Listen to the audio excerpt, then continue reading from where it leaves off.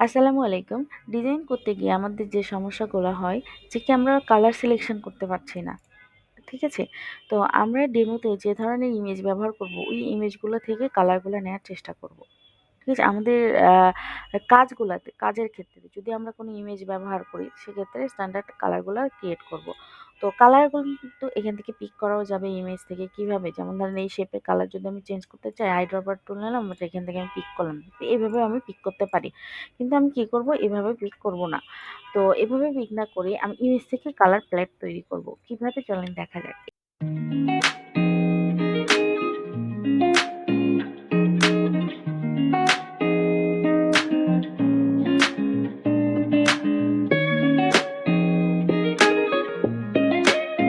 এখানে আমি এই ইমেজটায় একটা ব্যাকগ্রাউন্ড সহ নিয়েছি আর একটা ব্যাকগ্রাউন্ড ছাড়া নিয়েছি। একটা ব্যাকগ্রাউন্ড ছাড়া, একটা ব্যাকগ্রাউন্ড সহ।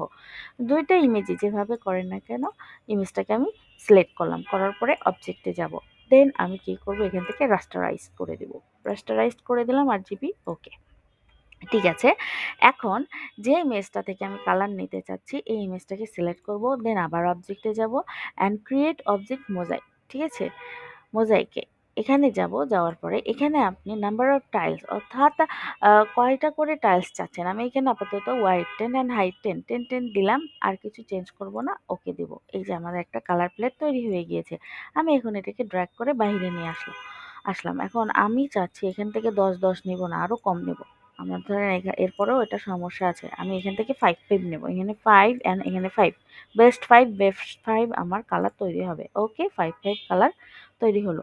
আপনারা চাইলে যেকোনোভাবে আপনার যদি বেশি দরকার হয় বেশি কালার নিতে পারেন, কম দরকার হয় বেশি কম দরকার হলে কম নিতে পারেন। আপনি যদি ১০০ টা প্লেট দরকার হয় ১০০ টা প্লেটও এখান থেকে নিতে পারেন।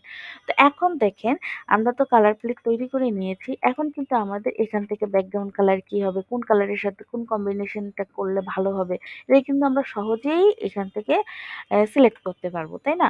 এখানে ইমেজ একটা কালার, ব্যাকগ্রাউন্ড একটা কালার, শেপ আরেকটা colour. That's not good enough. ঠিক আছে?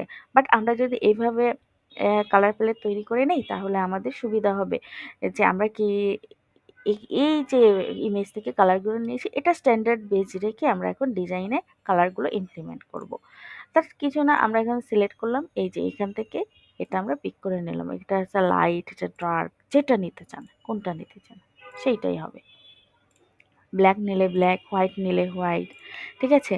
তো এইভাবে আমরা একটা কালার প্লেট তৈরি করে দেন আমরা সেটাকে আমাদের কাজের ক্ষেত্রে ইমপ্লিমেন্ট করতে পারি।